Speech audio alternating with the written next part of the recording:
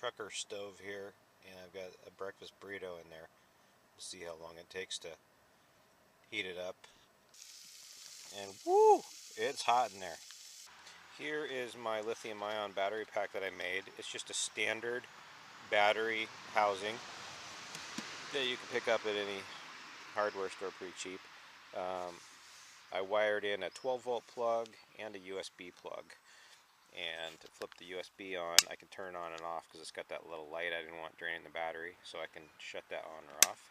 And to check my battery voltage,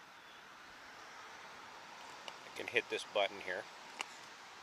To charge it, I've got a MMPPT20 charge controller, and I've got that wired into the battery. And what I do is I just, instead of going to a solar panel, it goes to a 12-volt plug, which actually puts out a little more than 12 volts in the car. So I'm hoping that's going to charge it up, and I'm trying that out on this trip. If you take a look inside, wiring's pretty simple. The battery itself is pretty small, it's 30 amp hours. I've got it fused on the hot side. The switches just interrupt the black side, and then I've got plenty of room to throw a little inverter in there that I use in the car or store things. So it's been working out great. It can run that fridge all night long and barely put a dent in it. So that fridge draws about 3 amps an hour. Got my key fob battery changed, oil changed, all that good stuff. So I think I'm on some BLM land by Fish Trap Lake that I found on freecampsites.net. It's kind of, a lot of it's range area, so there's cattle. But I'm turning around because, as you can see, it's been raining a lot, and the road back there was getting muddy. I was starting to slip a little bit. I didn't want to get stuck. Hi. I know where you went on Friday night. To the movies.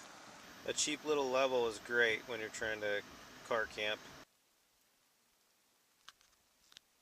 So this is where I'm at. Pulled back there, you can't see me from the road. It's hunting season right now, but it's just bow season, so I shouldn't hear too many firearms. Luckily, bow hunters have to get closer to their prey. I don't need any more holes in me. Deer track in the cow pie. So I just entered the Idaho National Forest, and too bad it's raining all day. Pros and cons of living in a Prius or camping for a long period of time in the car. Okay, I'll start with cons because I think they're shorter than the pros. Cons are the size of the vehicle. It's pretty small, so it's that experiment in minimalism that I was talking about. Ground clearance. There's not, when you're trying to get off in the woods and get away, you got to be careful so you don't get stuck. There's not a lot of ground clearance.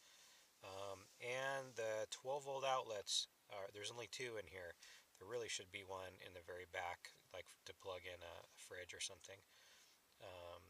There's just one in the center console in the front by the driver's side, and then in the back seat in the middle center console. That's it. So message to Toyota, it'd be nice to add some more power, maybe even build in an inverter so you have a standard 110 volt plug would be awesome. That's about it. Okay, pros. It's great for stealth camping. You can just blend in a parking lot or in a urban environment. Reliability, safety is great. I love that the hybrid battery, you can just keep the engine on, basically shuts off the internal combustion engine. It starts it like maybe 10 minutes, 10-15 minutes an hour, depending on what you're doing with air conditioning and heating. So you have built-in climate control, which is awesome. And that's about it. I mean, I think it's a pretty decent vehicle. It's a good trade-off. If you had a big Class A or a Class C or even a big Class B plus van, you might have a lot more space and comfort. You could store a lot more stuff, but the gas mileage, I mean, you'd spend thousands of dollars just to get across the U.S. So this is what I have, and I'm making it work, and you got to be happy with what you have and make it work. So. Oh, I missed the TV. What am I going to do with myself? No, I'm just kidding. I am going to go into my Zen state